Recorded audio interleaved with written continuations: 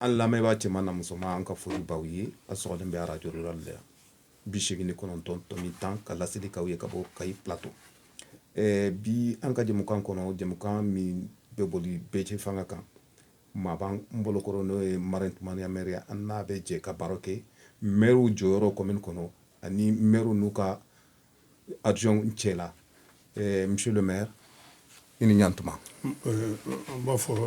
marhaba an bɛ dugawu kɛ fɔlɔ arajo ye ne tɔgɔ umaru kulubali ka bɔ marutumana commune na ala ye commune kalifa ne ma en même temps CPCD n'o ye comité de pilotage 6 communes de Diomu o président fana ye donc an bɛ arajo lamɛn n b'a bɛɛ lajɛlen fɔ ala k'an bɛɛ sababu ma ɲininkali min fana bɛna kɛ fana an bɛ se ka fɛn fɛn dɔn la an bɛ se k'a fɔ. Ewa o famara monsieur le maire nci an ka ɲininkali fɔlɔ baara jumɛnw talen bɛ ka kalifa maire ma commune kɔnɔna na. Bon maire yɛrɛ jɔyɔrɔ ye jumɛn ko maire ye doni de doni mun ni ala dɔrɔn ne bɛ se ka dɛmɛ ni population parce que maire ya ni minnu t'a dɔn i b'a fɔ a ka nɔgɔ a ma nɔgɔ maire ya ye fanga de ye fanga mun n'o ye décentralisation ka fanga dɔ sɛgi so donc anw yɛrɛ de yɛrɛ dama bɛ kala fili ɲan ye pour que an bɛ se ka maire ta donc ni maire fana taara maire jɔyɔrɔ ye commune ka développement n'o ye commune ka yiriwali ye a ka baara fɔlɔ ye jumɛn ye baara ni élection banna maire kan ka PDC kɛ n'o ye plan de développement ye n'o y'a ka san 5 gafe ye a bɛ partenaire ɲini ni partenaire ma sɔrɔ a bɛ se ka ONG ɲini ou bien mairie yɛrɛ bɛ se ka dɛmɛ kɛ i n'a fɔ ɲina 2016 après les élections l'ADER n'o ye agent de développement local ye o ye Marituna commune dɛmɛ ka PDC dilan donc ni maire ka baarakɛ fɔlɔ ye jumɛn fɔlɔ o ye PDC n'o ye plan développement communal n'o bɔra yen maire ka jɔyɔrɔ bɛ kɛ jumɛn ye tuguni a bɛ fɛn dilan commission dilan commission de travail mun b'a jira n'a bɛ se ka baara dɔw kalifa ka adhésion ma donc n'o bɔra yen wari n'a bɛ sɔrɔ maire kan ka filɛ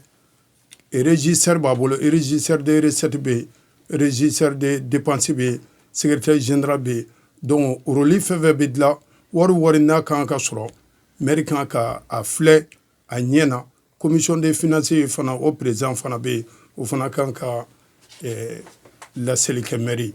donc n'a quittance fana wari minnu bɛ sɔrɔ a bɛɛ lajɛlen bɛ don quittance kɔnɔ donc n'a donna quittance kɔnɔ maire ta de versement bɛ kɛ ale bɛ mandat ninnu kɛ wari bɛ taa verser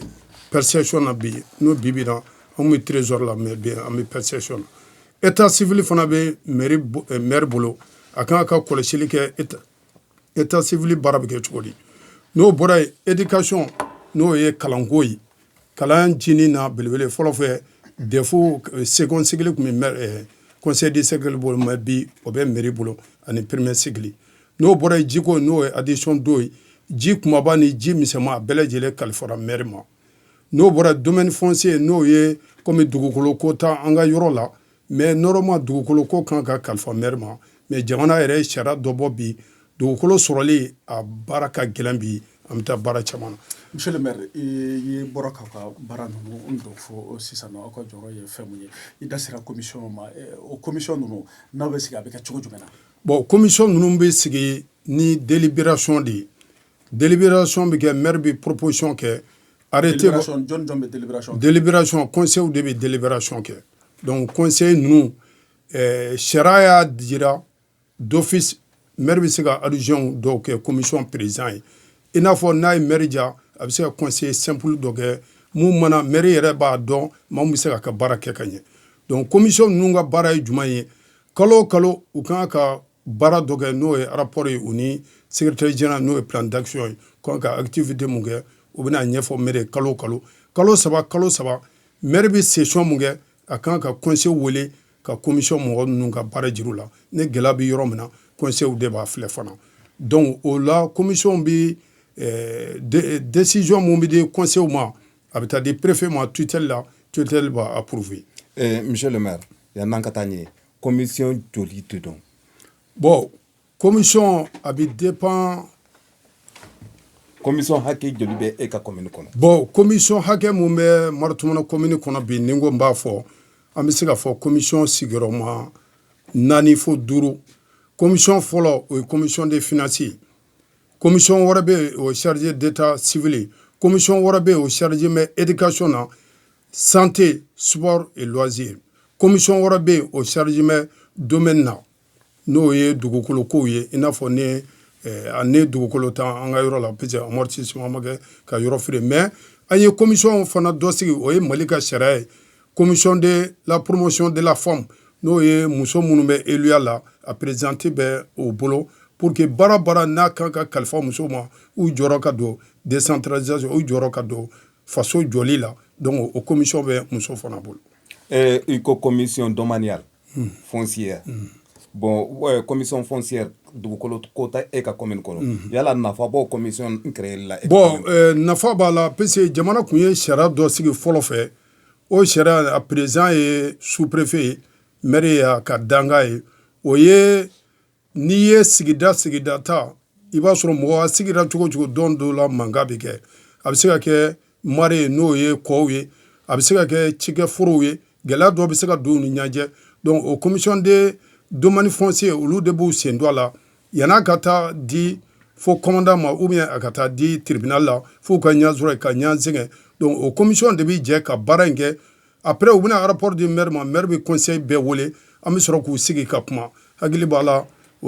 exemple ɲuman bɛ se k'o ta ɲinan dugu dɔ ni dugu dɔ bila la ɲana domaine foncier an ka migrants bɔra Bamako ka na an y'a baara bɛɛ lajɛlen kɛ k'a ban ka PV k'a la bɛɛ lajɛlen tora i ka place la donc nafaba b'a la a n'a fɔra dugukolo ko t'an bolo bi mais a jɔyɔrɔ ka bon bi sigida kɔnɔ. Isa n bɛ yɔrɔnin kelen fɔ n balimakɛ n'o ye monsieur le maire ye maire i ka commune kɔnɔ fugulan 2 de b'i kunna fugulan fɔlɔ o ye conseil communal n'o ye organe délibérant ye o ka fugulan b'i kunna jamana ka fugulan b'i kunna organe délibérant o ka fugulan ye jumɛn ye sariya o sariya mana ta e maire de kan ka jɔ k'o sariya in a ka bato yala e b'o sariya ninnu labato i ka commune kɔnɔ cogo jumɛn les délibérations. Bon vraiment i ka o ɲininkali diyara n ye ne bi tɛ n bɛ se ka fɔ mɔgɔw ɲɛna dɔw b'a mɛn mais bi bi in na maire yɛrɛ ye tɔgɔ de ye sɛgɛn de don gɛlɛya de b'a kɔnɔ tɔgɔ don cogo di a bɛ se k'i tɔgɔ se yɔrɔ la dɔw t'i dɔn yɛrɛ u b'i tɔgɔ mɛn ka sɔrɔ u t'i dɔn mais bɛɛ lajɛlen ka baara a dantigɛ bɛ i kɔfɛ ka sɔrɔ mɔgɔ min ye bi bi in na maire ye fugulan 2 ye fugulan fɔlɔ o ye jumɛn ye ka bɛn don sigidaw ni ɲɔgɔn cɛ ni gɛlɛya bɛ mun ni mun kan yan'a ka se gendarmerie la yan'a ka se tribunal la e b'i jija cogo bɛɛ a bɛ se ka ɲɛnabɔ cogo min na donc i b'a sɔrɔ tiɲɛni dɔw bɛ se ka kɛ d'évacuation des animaux bi bi in na avec le partenaire du GRDR convention locale b'an ka fɛ yen n'o ye baganmaralaw ni cikɛlaw u ka danfara don u ni ɲɔgɔn cɛ a bɛ se ka kɛ population yɛrɛ famille dɔw bɛ se ka bila ɲana maire bɛ se ka seko bɛɛ lajɛlen kɛ a bɛ ɲɛ cogo min na donc o ye fugulan dɔ ye fugulan dɔ ye o ye commune yɛrɛ bɛ se ka marcher cogo min na population bɛ se ka nafa sɔrɔ cogo jumɛn o ye nafa jumɛn ye i n'a fɔ gɛlɛya fɛn fɛn bɛ commune kɔnɔ k'a daminɛ dɔgɔtɔrɔso ko la k'a daminɛ kalanyɔrɔ ko la k'a daminɛ jiko la k'a daminɛ sirako la k'a daminɛ hali balo ɲini ko bi bi in na n'i y'a jateminɛ bi an bɔra rencontre dɔ la tout récemment tɛ kalo 2 bɔ sur le Covid-19 à travers le développement social maire ye o ye maire mɔgɔ wele k'a f'u ye u mago bɛ population ka mɔgɔ hakɛ dɔ la pour que population yɛrɛ ka filɛ donc au critère de choix fana c'est pas facile donc au commission au président maire ye baara baara n'u y'a dilan dugu kɔnɔ maire mɔgɔw bɛna vérifier est-ce que mun ka kan n'a ye a dir'o ma ou bien a ma d'o ma donc o fana ye gɛlɛya dɔ ye bi je remercie le bon Dieu à travers la radio ɲɔ filɛ ka na Marituna bi ne yɛrɛ ka adhésion de bɛ a bɛ ka distribution kɛ population ye pour que dugu misɛn fara duguba kan bɛɛ lajɛlen k'a sɔrɔ guwaman gusani guwa ye population bɛɛ lajɛlen ka kan ni hakɛ kelen ye. Monsieur le maire o tɛ basi ye an bɛna an da don olu la masala wɛrɛ o kɔnɔ la i da sera ONGRDR cɛla la o bɛ cogo di ONGRDR cɛla i da sera ma i ka kuma kɔnɔ ka fɔ n'u bɛ. Bon ONGRDR cɛla la ne b'a fɔ ne yɛrɛ kɛra maire ye n bɛ se ka fɔ mais ala tona bɔra mɔgɔw la ça bɔra GRDR la parce que depuis 2004 2002 plutôt moi-même je suis né dans mon village à Marila mais nga fɛn bɛɛ lajɛlen kɛra Segu Marakala ne nana 99 nana sɔrɔ décentralisation nana kɛ nana sɔrɔ maire fɔlɔ mun kun bɛ a ye n wele ka gɛrɛ a la pour que an ka jɛ ka baara kɛ n'o ye PAIDEL kun bɛ yen waati an ye mission kɛ Bajam k'a filɛ Bajam décentralisation n'o ye cadre de concertation bɛ se ka sigi cogo di donc ne ye recruté o la PAIDEL kun bɛ yen mais il y avait un ADEL, agent de développement local, agent de développement local. Donc, nous avons recruté Senga à travers le CPCD. Donc, au Kononana, on a envoyé des changements que Bajam Ar et Dafor. Donc, André Oulou Barake Chouofle, donc, nous avons Taraoula, qui est animateur villageois. Programme où nous avons cadre de concertation, on a motota, on a commencé à population ou bien ne conseil comme là les sessions munge amita kuma la population donc on a de la responsabilité de politique là voilà monsieur le maire Onyana cadre de concertation nous ou sigira to ko ma wati commune nous kono bon ou sigira to mena structure ko de do parce que anye association da bamaralo bala senekela bala monikela bala jago kela bala ibi ressources fait personnes âgées ou bala mɔgɔ dɔw bɛ yen nɔ migrants fana b'a la de retour école karamɔgɔ b'a la donc cadre de concertation nana sigi président nana k'a la ani vice président mais PAIDEL fana animateur mun b'a la o b'a essayer ka plan d'action kɛ mun ye cadre ka plan d'action ye o ni mairie bɛ se ka jɛ ka baara kɛ cogo min na donc a sigira o cogo la. PAIDEL a ye nɔ bɔ aw fɛ yan. PAIDEL ye nɔ bɔ ye parce que PAIDEL sera k'an dɛmɛ ka monographie kɛ PAIDEL sera k'an dɛmɛ ka cadre de concertation kɛ monographie ye commune ka ani plan de développement local ka janyana mais monographie bɛ commune ka hakilila bɛɛ ta donc PAIDEL kɛra sababu à part projet dɔ nana en 2007 n'o ye TKLM o ye ressources de partenariat avec TKLM territorial télécoulé Lakimaki donc o la kɛra sababu ye kay cercle kay région na Marutumana ani Kusane ani Sandare de Tara donc o sera ka mini barrage ko en vie o sera ka digi filtre ngwe o temene bane fana ko convention gestion de gouvernance locale nous sigira en vie au commission gérante au président étant avant être le maire j'étais le président le premier adjoint au maire ngizera ka ke commission gérante président au sababu era la une mission de français en 2007 avec le GRDR avec le maire de Sandari donc vraiment ça a été donné un grand fruit par rapport au GRDR cadre de concertation atara ka commune de Mewati ou ka programme de développement walia mais abse ka ike commune do la ananaye k'a fɔ fanga tun bɛ ɲini ka na dɔ cadre yɛrɛ la ka tɛmɛ conseil communal la sariya ye olu minnu lasigi est-ce que o gɛlɛya kɛra aw fɛ bon o gɛlɛya ma k'anw fɛ parce que i y'a mɛn i ta ye nin ni kelen y'a bɛɛ dun a bɛ gɛlɛya parce que bamananw ko fɛn mun bɛ sen teliya man k'i bolo teliya bi bi na gɛlɛya caman ma don Marutumana commune yɛrɛ la an bɛ se ka fɔ a kɛra sababu ye ka commune dɛmɛ kosɛbɛ parce que a waati ani sisan u tɛ kelen ye o y'a sɔrɔ décentralisation daminɛ waati don mɔgɔw tɛ ka fanga sɛgɛrɛ cogo min na mɔgɔw t'a faamu cadre étant un animateur villageois ne yɛrɛ tun bɛ wuli ka taa information di mɔgɔw ma pour que impôt sarali donc o kɛra sababu yɛrɛ GRDR ye plaidoyer dɔ kɛ avec à travers la radio rurale o dɔw yɛrɛ concours mun kɛra o la ne yɛrɛ de gagnera premier prix dira ne ma donc ne bɛ se ka fɔ a ma kɛ gɛlɛya an bolo a kɛra développement sababu de ye k'a lase ka nafaba di commune ma bi ayiwa an b'a dɔn k'a fɔ monsieur le maire an bɛ fanga cɛma bɔli kɔnɔ i yɛrɛ da sera ma i ka masala kɔnɔ o de kama commune sigira maire u sigira décentralisation ye bi an ka jamana kɔnɔ e ɲɛ b'a la cogo di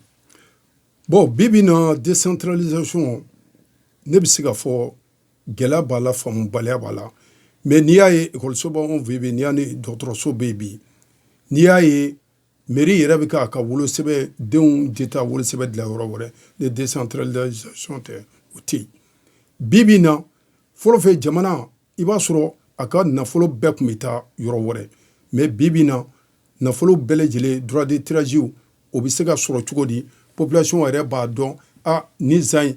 ani cité la parce que impôt mun bɛ sɔrɔ a bɛ tila sigiyɔrɔma 3 fo 4 dɔ bɛ di mairie ma dɔ bɛ di conseil de cercle ma dɔ bɛ di conseil régional ma dɔ bɛ di ani cité ma donc minnu bɛ di ani cité ma conseil d'administration mun bɛ kɛ Bamako ka droit de tirage kɛ donc o yɛrɛ prix bɛ sɔrɔ o de la ni commune mun sera ka wari caman don e bɛ caman sɔrɔ mais n'i ma se ka wari caman don i tɛ se ka wari caman sɔrɔ donc o bɛɛ ye fɛn ye bi bi in na décentralisation bɛ ka pa kɛ donc santé bi n'i y'a jateminɛ a foyi tɛ taa bi ka collectivité to ka maire ni a ka conseil to. donc nafa bɛ décentralisation na. nafa b'a la. a nafa ye jumɛn ye. a nafa ye jumɛn ye a ye mara segin so mara segin so ye jumɛn ye an yɛrɛ dira an yɛrɛ ma an yɛrɛ k'an yɛrɛ ɲɛnabɔ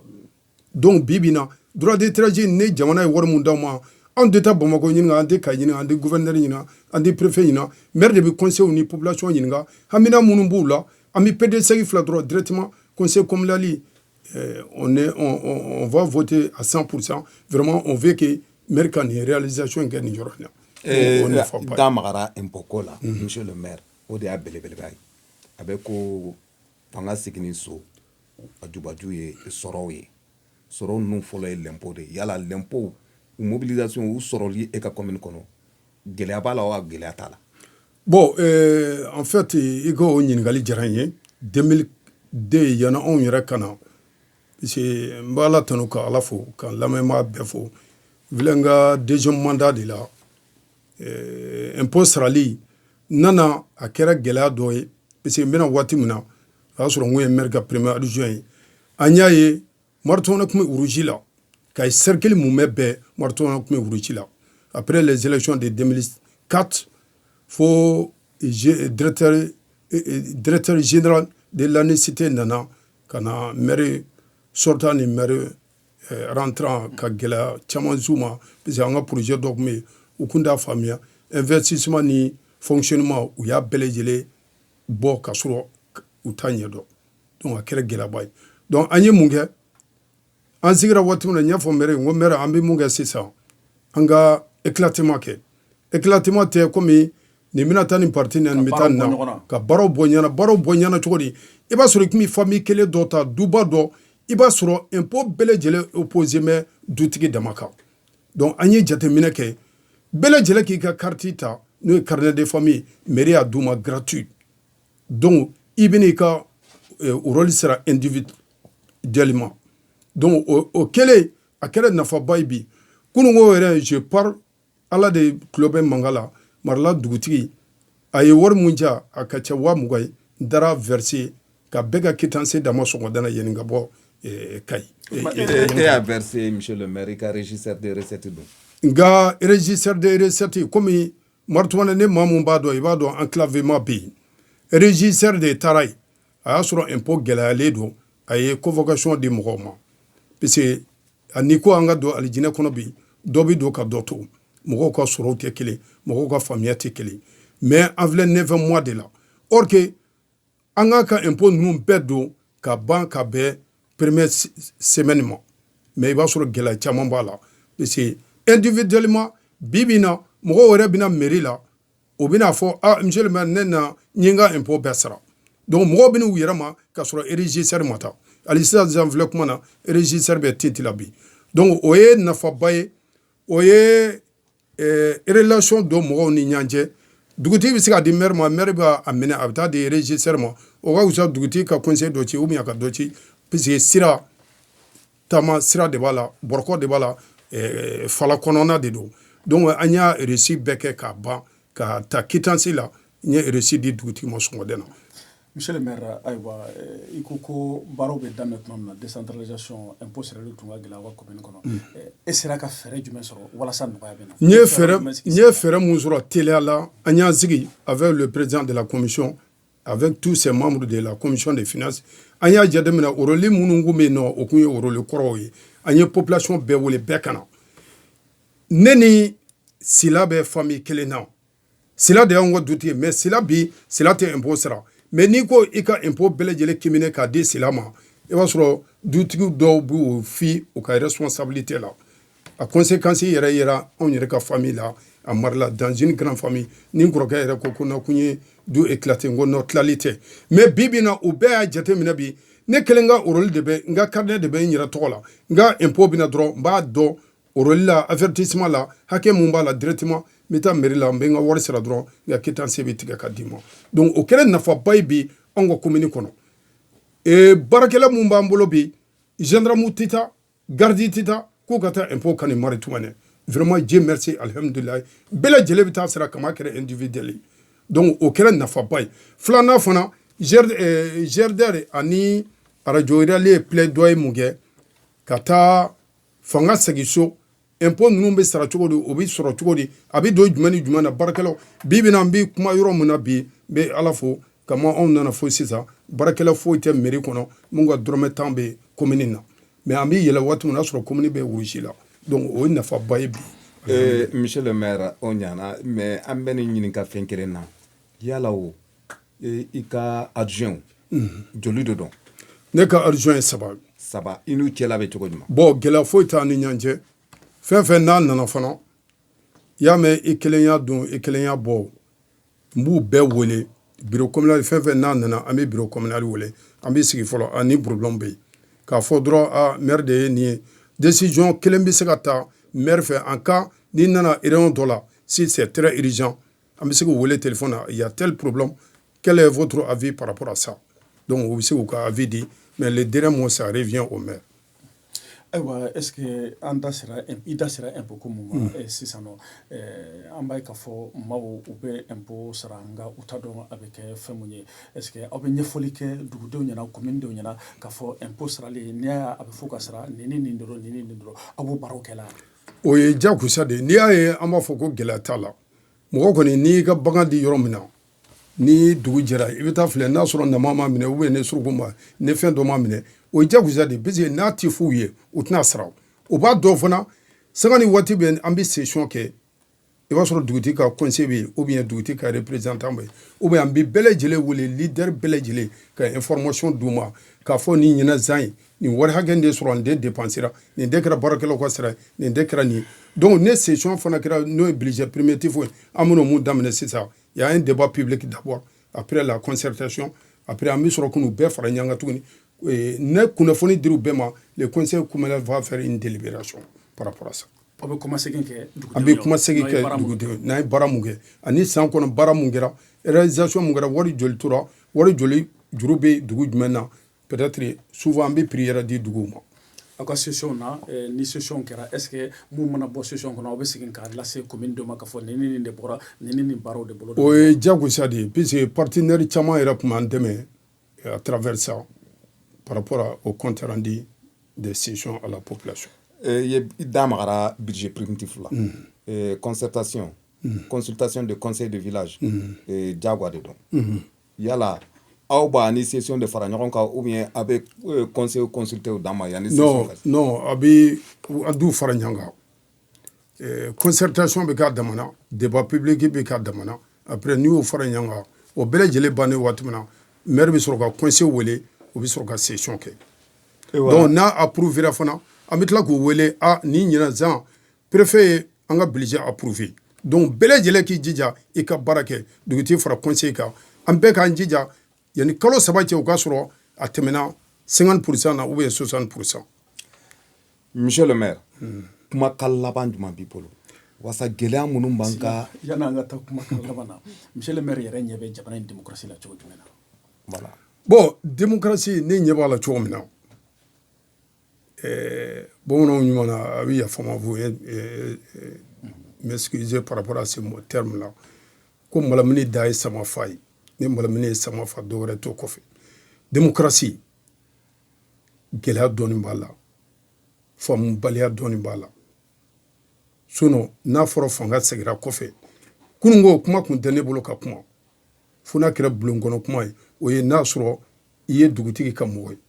mais bi sariya b'i bɛɛ lajɛlen bolo ka maire interpeller sera bi bɛɛ lajɛlen bolo n'i ma mun faamuya ka taa gouvernement mɔgɔw ɲininka ka sɔrɔ kɛlɛ tɛ wɔyɔ tɛ. donc nafa bɛ démocratie la. nafa bɛ démocratie la mais faamubaliya de b'a la faamubaliya ye jumɛn ye peut-être jɔyɔrɔ ɲini. mun nana ni faamuyabaliya ye. bon mun nana ni faamubaliya ye peut-être jɔyɔrɔ ɲini dɔrɔn de don sinon ala ye mun da mun kama ala tilala ka ko la depuis a ma diɲɛ da waati min na fɛn fɛn kan ka kɛ yanni diɲɛ wuli dɔ la ala tilala la an kana ɲan sɛgɛn ala ye mun da mun kama n'o dir'o ma don min na an k'an jija o ka baara kɛ a ka nafa sɔrɔ jamanadenw ka sɔrɔ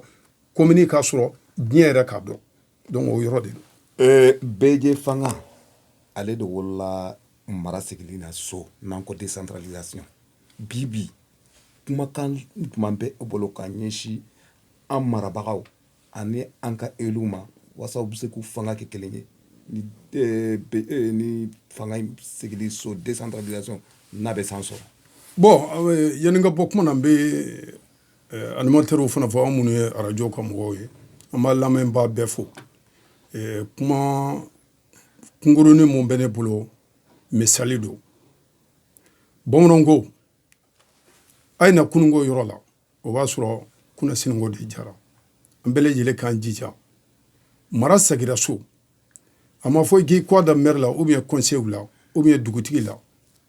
mara in bi cogo min na an bi mara de kɔnɔ an bi sa mara de kɔnɔ fana parce que i bɔra kabila mun na i bɔra du mun na n'i maralen don bɛɛ b'a dɔn mara in bi ɲɛ bi bina démocratie a ka ɲi sariya bi bɛɛ lajɛlen bolo n'i ma mun faamuya i ka taa maire ɲininka ou bien i ka maire ka conseil ɲininka ka sɔrɔ a ma kɛ bere ka sɔrɔ a ma kɛ mure ka sɔrɔ a ma kɛ marifa ye et puis jamana in fana an k'a dɔn mɔgɔ si tɛna dilan na anw yɛrɛ tɛ an ka commune an ka région an ka cercle an ka mali maa si t'a dilan na anw yɛrɛ tɛ an yɛrɛ dama an ka bɛn an ka sigi an ka kuma bamananw ko segu damɔzɔn a bɛ fanga ta don min na ala y'a kɛ a ka fanga bɛna ban waati min na a y'a den bɛɛ lajɛlen fara ɲɔgɔn kan a ye cɛkala da bɛɛ lajɛlen ma bɛɛ y'a kari-kari mais a ye cɛkala in bɛɛ fara ɲɔgɔn kan bɛɛ lajɛlen jɛra k'a b'a kari maa kelen maa si ma se ka bɛɛ ta kari donc o b'a jira n'an bɛɛ farala ɲɔgɔn kan commune bi jɔ dugu bi jɔ du bi jɔ hali du bi ne bɛɛ ko k'i ti dutigi ka kuma lamɛn farali de bɛna tiɲɛni bɛna mais ne bɛɛ lajɛlen fara dutigi ka bɛɛ lamɛn hakili b'a la o ye sababa ye donc an bɛ kuma jɔ yan ala k'an bɛɛ sababu ma ala ka jamana sumaya ala k'an ka commune jɔ ala ka labanko ɲuman d'an ma ala k'an kisi a balaw ma ala k'an kisi a kataw ma a kɛ to b'a la salamu alaikum. merci monsieur le maire i nana an ka wele jaabi a diyara n ye vraiment i bɛ hakɛto fɔ. non c'est vrai il y a trop de questions. On n'a même pas commencé avec toi. Ah non. o y'a sɔrɔ baraka diminen b'a